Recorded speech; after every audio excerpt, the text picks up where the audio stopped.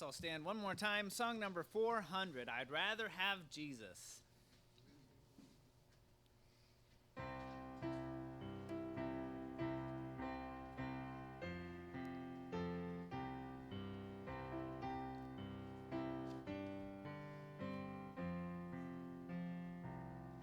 I'd rather have Jesus than silver or gold. I'd rather be his than have riches untold. I'd rather have Jesus than houses or land. I'd rather be led by his nail-pierced hand than to be the king of a vast domain, or be held in sin's dread sway. I'd rather have Jesus than anything this world affords today. I'd rather have Jesus than man's applause. I'd rather be faithful to his dear cause.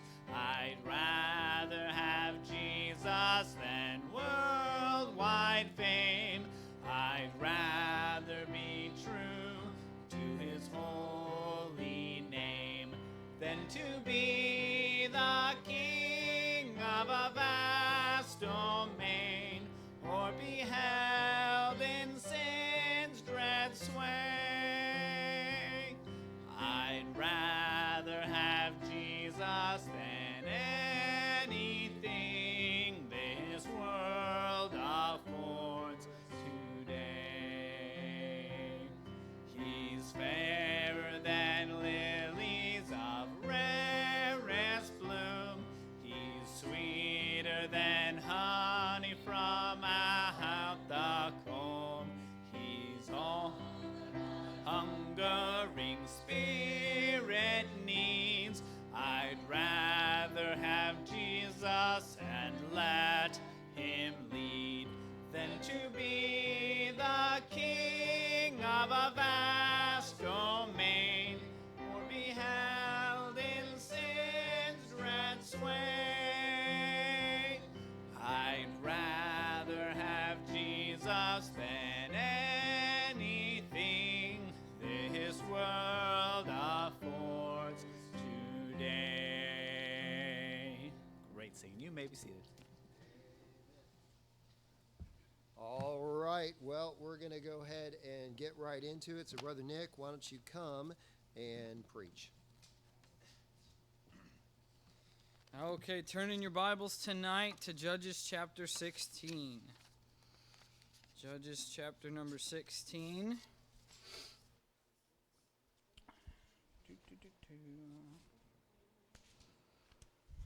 Okay.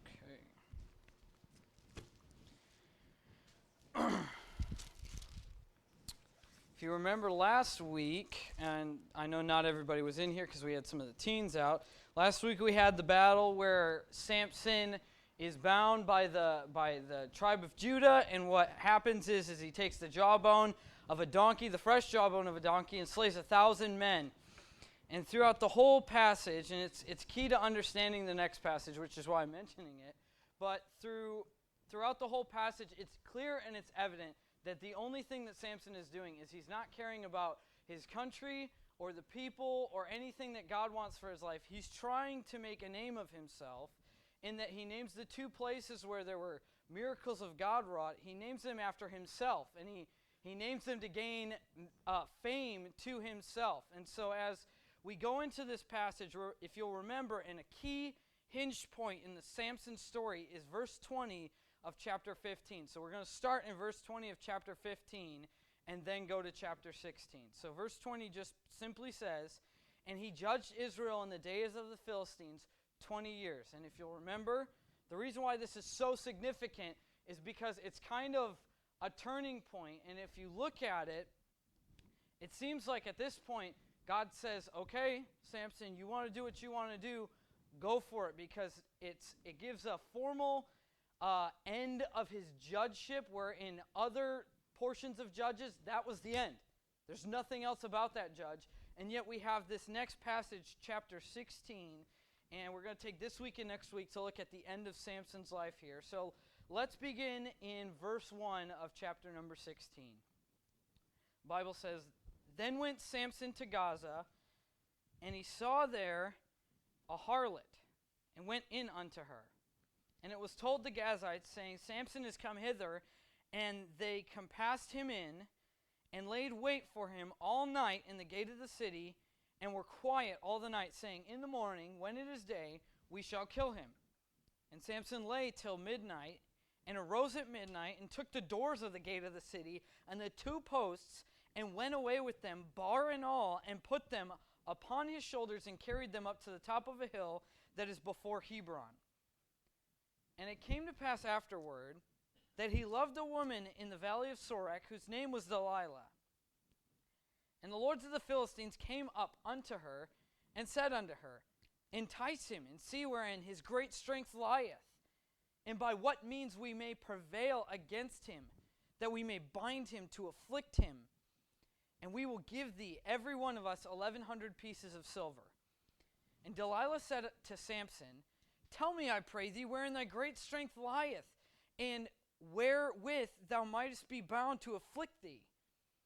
And Samson said unto her, If they bind me with 7 green withs that were never dried, then shall I be weak, and be as another man. Then the lords of the Philistines brought up to her 7 green withs which had not been dried, and she bound him with them. Now there were men lying in wait, abiding with her in the chamber, and she said unto him, The Philistines be upon thee, Samson. And he brake the withs, as a thread of a tow is broken when it toucheth the fire. So his strength was not known. And Delilah said unto Samson, Behold, thou hast mocked me, and told me lies. Now tell me, I pray thee, wherewith thou mightest be bound. And he said unto her, If they bind me fast with new ropes that never were occupied, then shall I be weak, and be as another man. Delilah therefore took new ropes, and bound him therewith, and said unto him, The Philistines be upon thee, Samson. And there were liers in wait, abiding in the chamber, and he brake them from off his arms like a thread.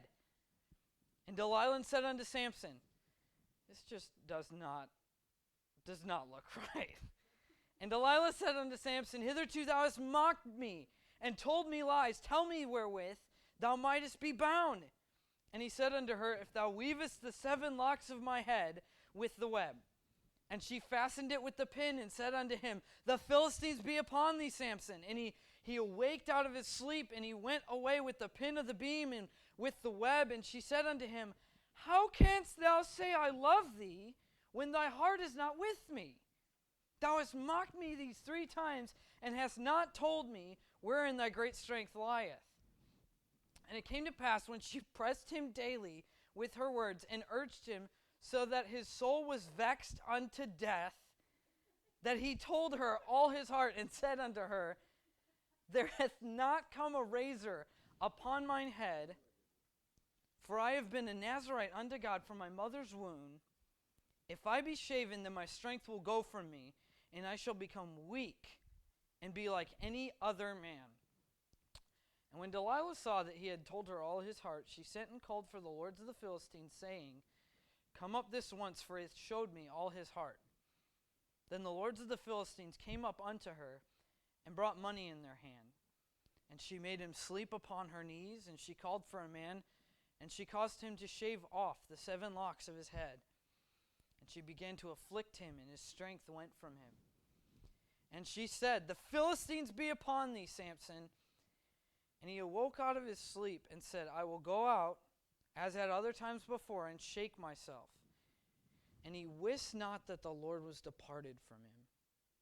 But the Philistines took him, and put out his eyes, and brought him down to Gaza, and bound him with fetters of brass, and he did grind in the prison house. Howbeit, the hair of his head began to grow again after he was shaven. Let's pray tonight, and then we'll get into this passage tonight. Dear Lord, I just thank you so much for your word and for what it says, Lord. And this is This is a funny passage, Lord. It's an ironic passage, but it's also a very, very serious passage, Lord. And I just pray that you'll give me the words to say and really just move through me tonight, Lord. I just pray that you be with us tonight and be with us as we dive into your word tonight, Lord. In Jesus' name, amen. So as we come to the conclusion of the last passage where Samson gets done, God claves a hollow place that was in the rock, and there comes water out, and he drinks and he's refreshed. It just gives the formal conclusion of his judgeship, but then it continues into this story. And this first part just leaves you kind of baffled and kind of just, there's a lot of questions surrounding these first 3 verses of chapter 16. And I'm going to go through a lot of them individually, but before we do that, we'll just dive into what it says here. So it says, "Then went Samson to Gaza, and saw there a harlot, and went in unto her." Now the first thing that's bad about this passage is right off the bat, whereas before the other lady that he was pursuing to be his wife was just a Philistine lady, this is very clearly a prostitute. He's no longer concerned about any type. He's not looking for a relationship here. This is literally a one-night stand that he's looking for. He's not looking for any long-term relationship. He is just fulfilling his desires. That is all Samson is doing at the beginning of this thing. It doesn't give her name, just as the other 2 ladies that are mentioned in the Samson narrative. It doesn't give her name. It just simply states what she is. She's a harlot. And so he goes in unto her. He's there in Gaza. And the significance of the area is significant for 2 reasons. Number one, it was the southernmost part of the Philistine land, and it was a coastal city, and it represents, but it is also geographically, the farthest point of the Philistine territory away from his home. So he's far away physically, but it's also showing the fact that he's far away spiritually from where he once was. He is far, far away from where he even once was, even though from the rest of the story we see all he ever does is what he wants. But now he's completely off the rails. He goes to a harlot, and he's there in Gaza. And the second reason why it's significant is because this place comes up major, it's the point of a major climax in the Samson narrative. And so we'll want to remember Gaza, but as it goes into verse 2, it was told to the people of the city, saying, "Samson is come hither," and they compassed him in, and laid wait for him all night in the gate of the city, and were quiet all the night, saying, "In the morning when it is day, we shall kill him." So Samson's character really starts to show here that he wasn't just some guy with problems with women. He was really starting to manifest these wicked tendencies, and he was really just letting his passions control his life. And as Samson is in Gaza, someone tells these men where he is, and they hatch a plan to capture him. They surround the city, they wait all night, and in the morning they decide, we're going to kill him when he gets up in the morning. So as Samson either hears about this or just expects that something's about to happen, we don't know, but it basically says in verse 3, "And Samson lay until midnight, and he arose at midnight, and took the doors of the gate of the city and the 2 posts, and went away with them."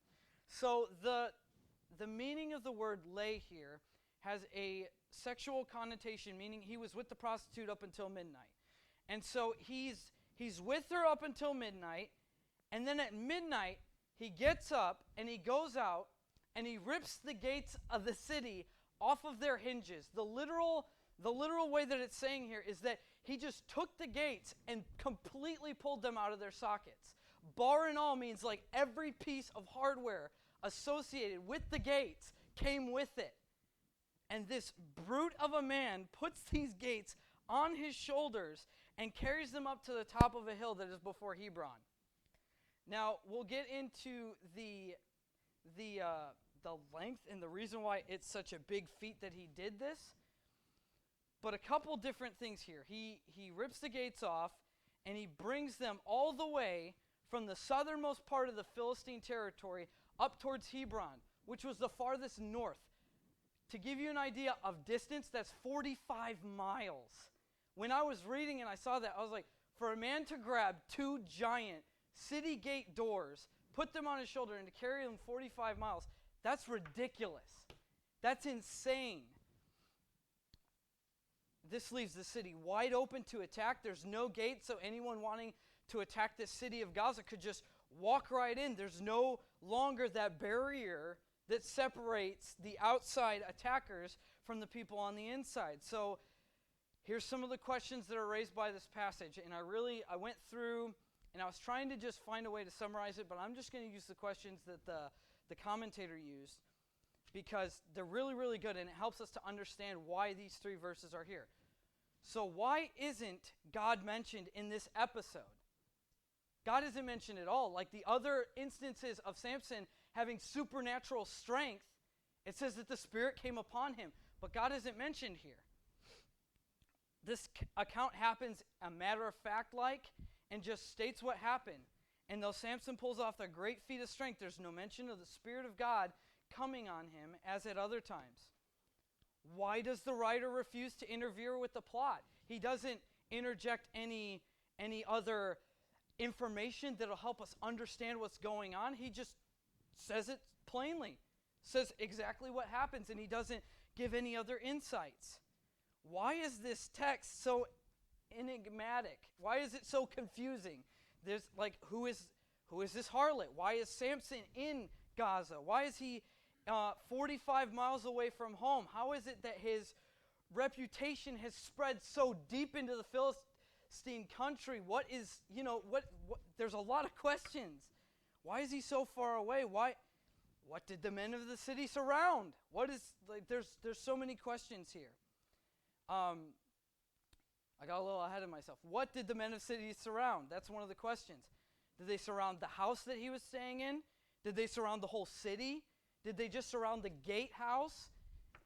Or does the verb here in the Hebrew literally carry the idea of gathering together or just getting together to conspire against Samson? There's so many questions to this. Why does it state that they will wait all night until the morning? What were they doing to stay up all night? What were they doing all night? If they were up all night, how did Samson get past the men that were waiting for him all night? And if they were laying in wait for him, at the city gate, how was he able to go in, grab the city gates, pull them off their hinges, and walk away without anybody doing anything? We have no reference of a battle, nothing happening there. How did Samson lift both gates and put them on his shoulder and carry them off when it doesn't say that he had the Spirit of the Lord upon him? The author makes no mention of this.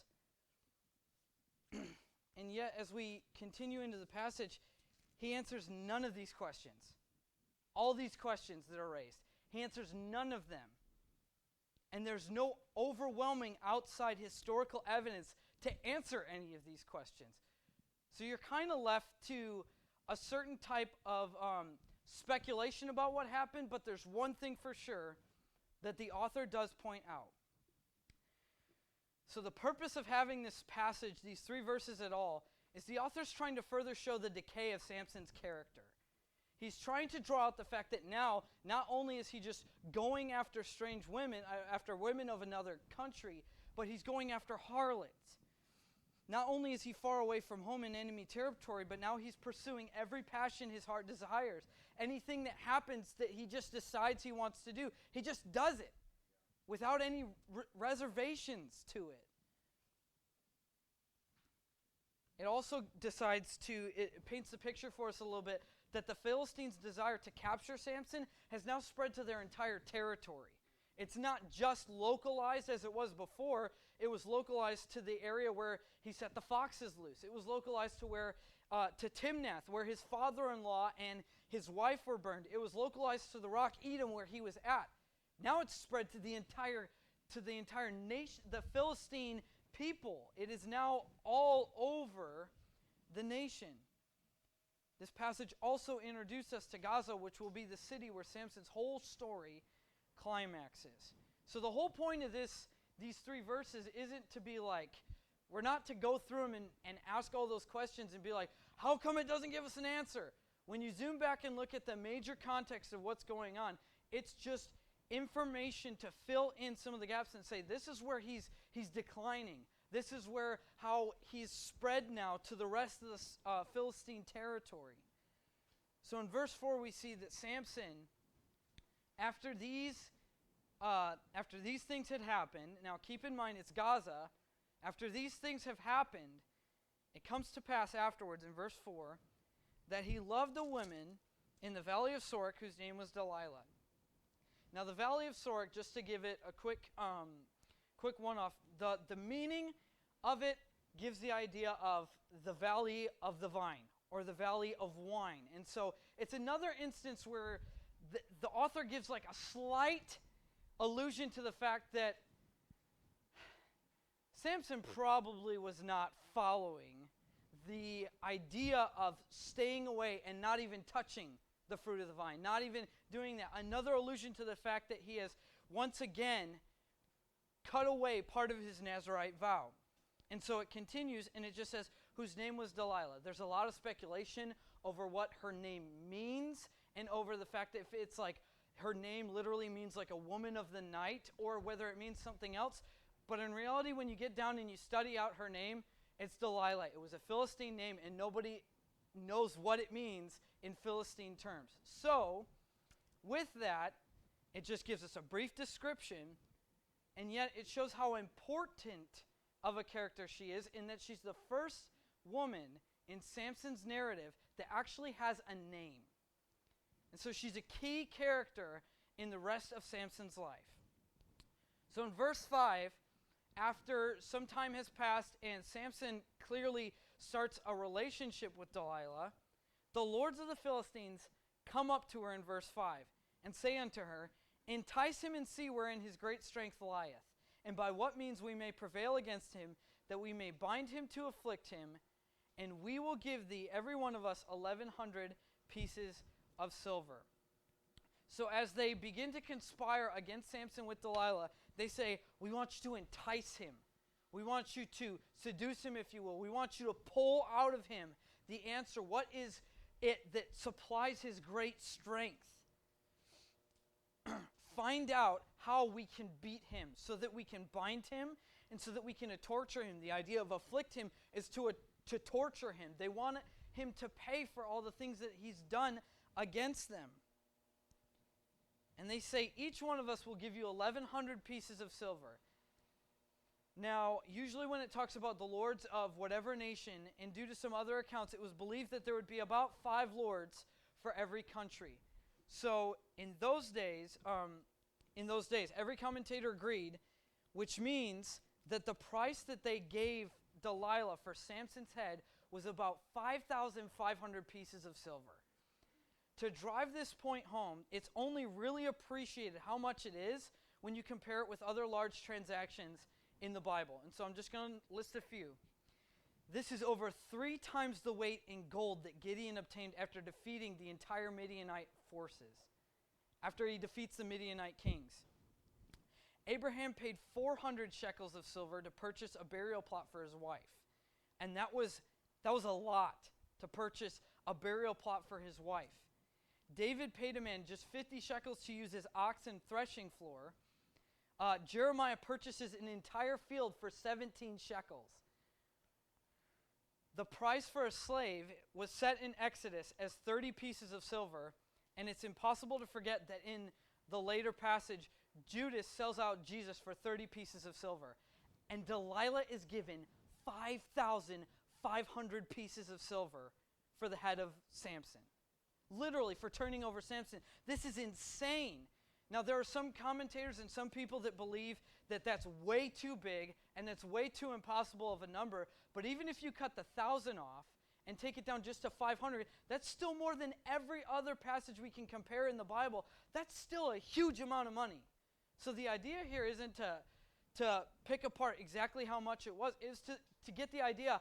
It was a lot of money that they were willing to pay her to get the secret to Samson's strength. So Delilah begins to press Samson to give her the secret of his strength. So she says, where's your strength? How can you be captured? Or an easier way of saying it, in the way that my mind thinks, is she's basically saying to him, sweetie, how can I kill you? I mean, that's literally what she's asking him. What's the secret of your strength? How can you be defeated? How can you be afflicted, tortured, beat, killed? How can you be defeated? He says, 7 new vines. If you get 7 brand new vines, I won't be able to break out of it. 7 brand new vines. So, of course, what does she do? She's got this huge amount of money coming her way, so she goes out, she gets 7 brand new vines, and as he's sleeping, she wraps him with it. And when he wakes up, it says there in, sorry, real quick, verse 7. He says, you bind me with 7 green withs that were never dried, then I shall be weak and be as another man. Then the lords of the Philistines brought up to her 7 green withs which had not been dried, and she bound him with them. In verse 9. Now there were men lying in wait, abiding with her in the chamber. And she said unto him, the Philistines be upon thee, Samson. So the way I'm painting this picture in my head is there's these guys in the back of the chamber, and they're kind of over here in the corner, and they're just hiding, waiting for him to get up and be weak. And Delilah goes, the Philistines be upon thee. And when Samson stands up, and these vines break off, I got to imagine these dudes are running as fast as they can to get out of there because they know what this guy is capable of. And it says in verse 9 that he breaks them as a thread of tow is broken when it toucheth the fire. The idea there is a rope stretched to its limit, it's towing something and putting it directly over the fire, because when that tension is pulled there and the fire is directly under it, it snaps so quick. And so the idea is that he got up and it was like boom, and it just snapped. And he got up, snapped the vines, runs after the Philistines and beats them. Then in verse 11, in verse 10, she says unto Samson, thou hast mocked me. You're mocking me. You're lying to me. Why are you doing this? Where's the source of your strength? How can I kill you? And he says, you know what? Bind me with 2 new ropes, which clearly in Samson's mind, he's got to be thinking back to the battle from the last passage where they bound him with new ropes, and the Philistines come at him, and it shreds and it splinters as if they caught on fire. And so he says, you know what? Bind me with 2 new ropes. Delilah therefore took new ropes and bound him therewith and said unto him, the Philistines be upon thee, Samson. And there were liers in wait, abiding in the chamber, and he brake them from off his arms like a thread. It's as if it was one little tiny thread on him, and he breaks it. And there it goes all over again. The guys start scrambling to get out of there. Samson chases them out and beats them and then comes back. About this point, you start to get the age-old adage, fool me once, shame on. It starts to play over in your mind. And so here we go, time number 3. And she says unto him in verse 13, hitherto thou hast mocked me and told me lies. Tell me wherewith thou mightest be bound. And he said unto them, and unto her, if thou weavest the 7 locks of my head with the web. Now, this is the idea of like basically taking a loom where they would weave stuff and weaving his hair into the loom. And I heard a preacher once give a pretty humorous illustration of he feels like at this point, Delilah's weaving his hair in, and as Samson wakes up and she says, the Philistines be upon thee.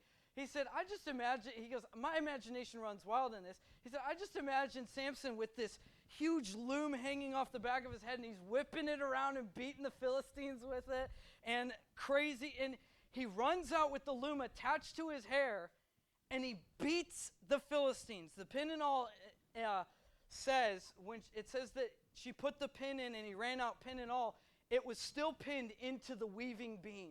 And so he still had the beam attached to his head when he runs out to beat the Philistines. So then it gets to the part where Delilah now comes at him with the, you can't possibly love me because you will not tell me how to capture you and torture you and kill you. Wow.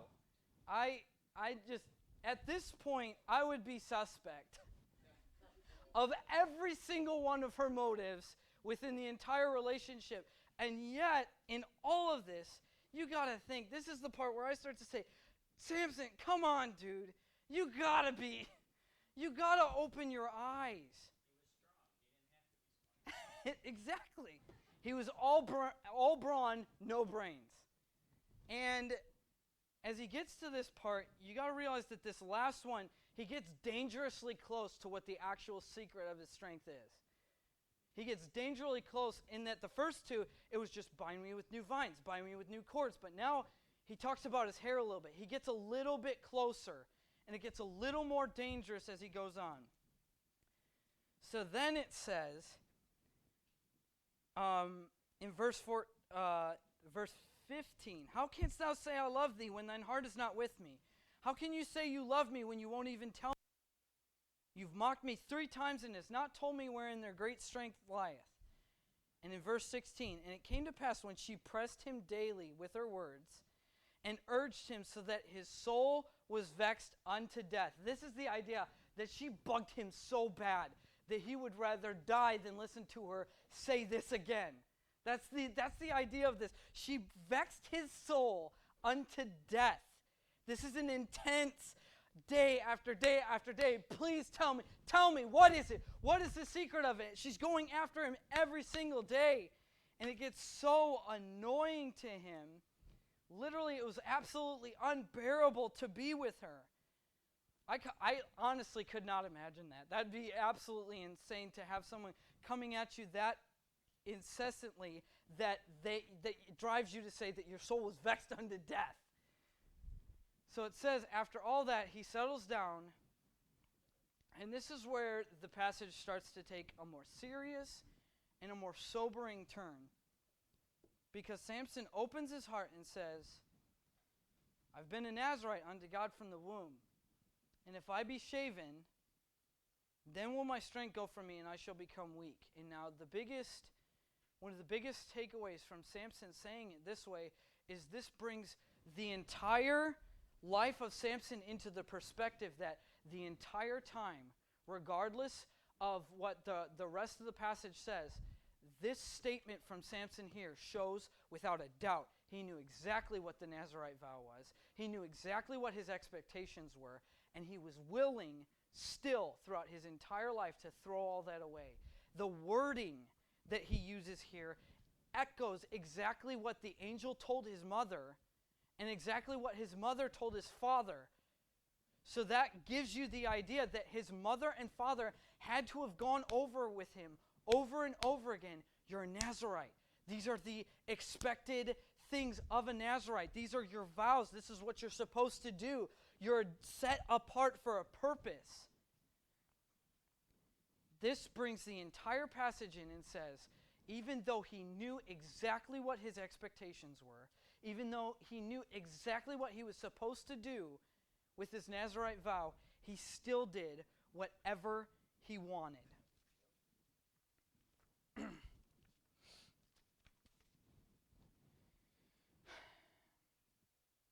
So he says to her, if I be shaven, then will my strength go from me and I shall become weak.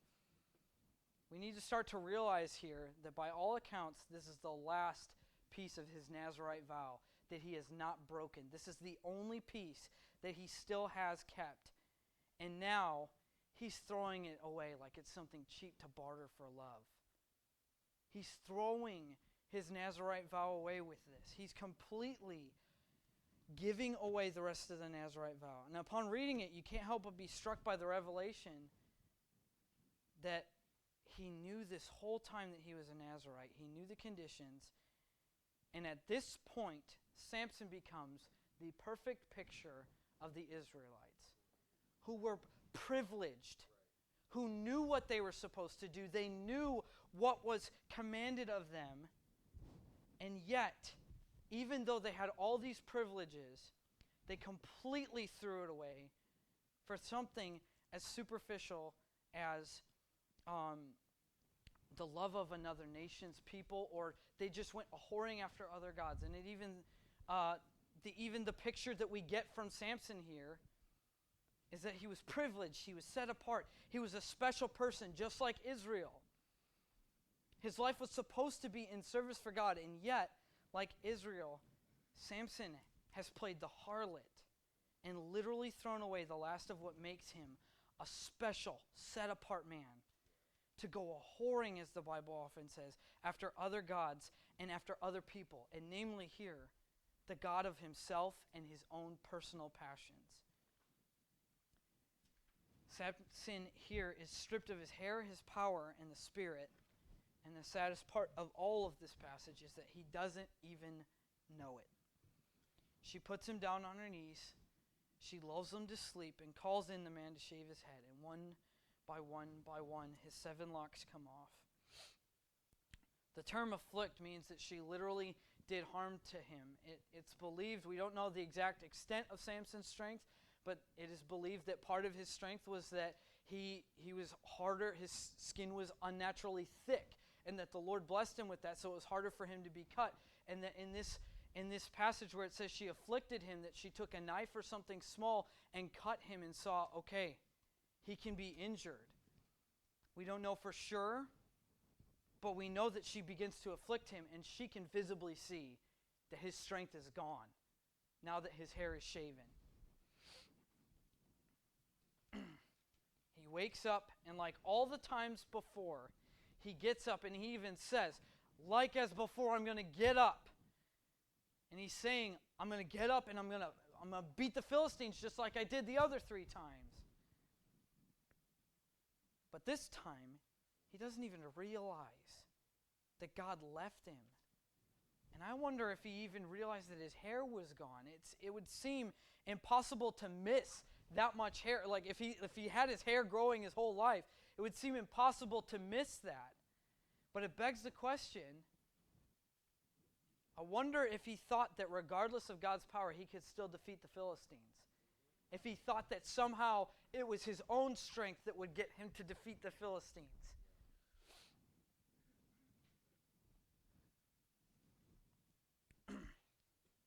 Is it a stretch, knowing Samson's character, that he thought his entire life that the strength that he had was his own, and like it didn't matter what God had done through him? The Philistines capture him here. They take him. They pluck out his eyes to render him unusable, unable to fight ever again. And then they take him to Gaza. And they force him to grind in the prison house like an ox. And the idea of that is they literally put him in there, and they got those big grinding wheels that they'd have oxen on, and they strapped Samson to it, and there he stood, day after day after day, grinding and grinding in the prison house, literally becoming a slave to the Philistines. Yet in all this, the author gives us one little glimmer that God was still with him. And he also kind of shows us how oblivious the Philistines are. The very last verse, verse 22, says, "Howbeit the hair of his head began to grow again after he was shaven." Now the only significance of this is not to say that this is, it's just to say that his hair began to grow again. And it's to give us a little bit of hope in the Samson narrative. But the idea here is that Samson's unbridled, untamed passions led him to the place to where he was literally a slave to the people he was called to fight against. Unbridled passions can lead to our downfall. Clearly from the text we can see that if we are always pursuing our passions, we are only caring for ourselves and nobody else. When we're drawing that much attention to ourselves, as Samson did in the other things, it can develop into a way that you live your entire life out just pursuing your passions. Samson's pursuit of his love for Delilah caused him to be literally blind to the destruction that was literally right in front of him. She literally asked him, "How can I bind you and how can I defeat you?" And yet he's so blinded by his passion and by his drive to obtain her love that he's just completely oblivious and stupid to the fact that his own defeat is right in front of him. And just like that, our passions and our sins can blind us to the fact that the only thing that our sin can ever bring forth is death and destruction in our lives. We live every single day under the reality that if we give in to our passions, to our desires, and we start going down that road that sin takes us, the only way, as it says in the book of James, when sin reacheth its maturity, when it reaches its fullness, it brings about death. That's all that it can bring about. There's nothing good about it. Everything good in Samson's life came from God, and he took what was good from God, and he literally threw it away because of his selfish passions and desires. And all it has brought him to is this place of destruction where he's got no eyes, and day after day he has the mundane task of walking consistently, circle after circle after circle, a slave to the Philistines. And I can't help but think that that picture is a picture of so many Christians who cannot let go of their sins. And day after day after day, they're a slave to their sins, and we're slaves to the sin that we cannot let go of because we let our passions drive our actions instead of letting God's word and God's principles rule our lives.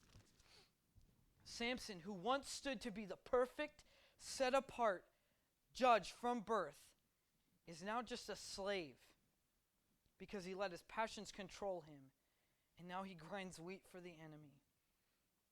When we pursue our passions forsaking God, it will always, always lead to our destruction.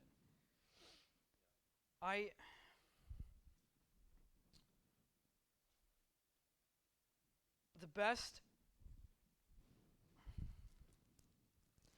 I can describe this to you is that when you start to go under the burden of sin, and we talked about it a little bit last week, how that just like the Philistines were oppressors over the Israelites, our sin oppresses us. It's oppressive over us. And like last week, we talked about how Judah was content to live under the oppression of the Philistines, and it's the same thing with us in our own lives. At times in our lives, we are content to live under the oppression of our sin. And when we continue under that contentness with our sin and being okay with it and even playing with it at times, getting too close to the fire and getting close to those passions that will control our life and lead us down a path of sin, we're getting closer and closer and closer to destruction, to where at this point, if you just read this last chapter, chapter 16, nobody, just reading 16, not knowing the rest of the story of Samson, would think that Samson was even remotely called of God to do anything. He's just a wicked man that goes about doing whatever his passions tell him to. He fights whoever he wants to fight. He gets angry and he beats whoever he comes in contact to that makes him angry. He fulfills every desire. And in our own lives, when we continue to pursue those passions and we rationalize our way into saying, well, I can't get rid of this, or I can't get rid of that, I can't get victory over this sin, what we're doing is we're getting closer and closer to the point that we're completely blinded, literally, as Samson is, by our sin. And day after day after day, we're just subject to sin, the oppressive power of sin over our lives. And all we become is a slave to our sins and our passions. So the challenge for us tonight is that if we've got unchecked passions, and I am fully aware that this passion speaks out primarily a lot of times to men, and a lot of people will use this. I don't want to completely discount it applying to everybody, because passions are a problem for everybody. But one of the main challenges, even just going through the marriage book that we're going through right now, one of the clear challenges for men is we got to be careful what we put before our eyes. The whole deal with Samson started when he saw the woman in Timnath. And then he saw the harlot, and he keeps going closer and closer to the fire. And now the women that he sees and that he says he loves and he falls in love with, Delilah, literally hands him over to be killed. So the more that we play with those temptations in our lives, and I don't think I have to paint it out that clear for everyone to understand what I'm saying. The more we play with those temptations in our life, the more we succumb to our own personal passions, the closer and the closer we get to fire. And before you know it, your name gets put up there with the multitude of men who have played with it one too many times, and their entire life, their family, their relationship with God, everything is absolutely destroyed. And they sit in this place of emptiness because they could not control their passions and seek to do what God had for them in their lives. I just can't.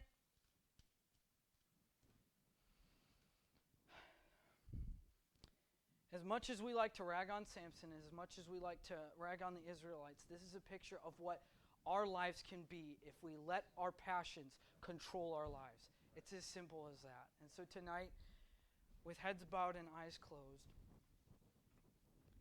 what are we doing to control those passions? I mean, if we play with it, it will lead to our destruction.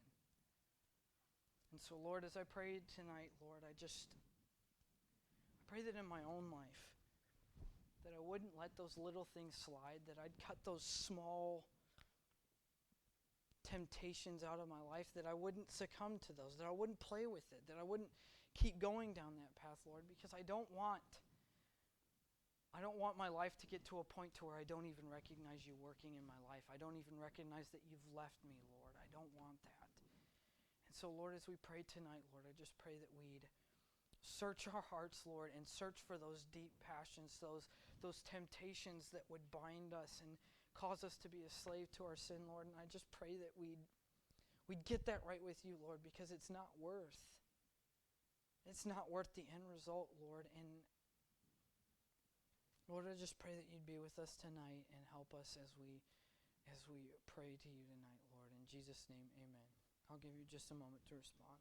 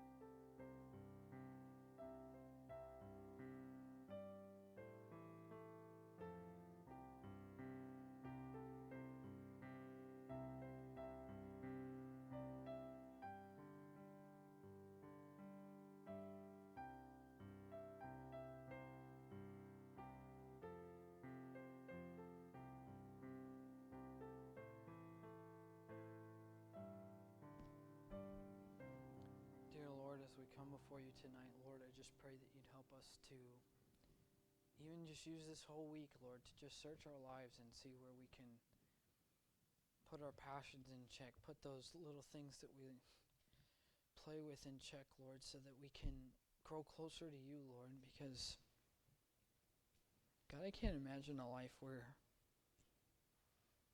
you've left me and I can't even realize it, Lord. I can't imagine that. And Lord, I never will ever, ever want to get to that point. And so, Lord, I just pray that you'd be with me with this week, Lord, and help me to search through the Word and search through my life, Lord, and say, what is it that I can cut out so that I can get closer to you, Lord. I just pray that you'd be with us this week and help us to do everything we can to grow closer and closer to you, Lord. And I just pray that you'd protect us tonight as we all go home and just keep us safe, Lord, and bring us back together this Wednesday. In Jesus' name, amen. You are dismissed.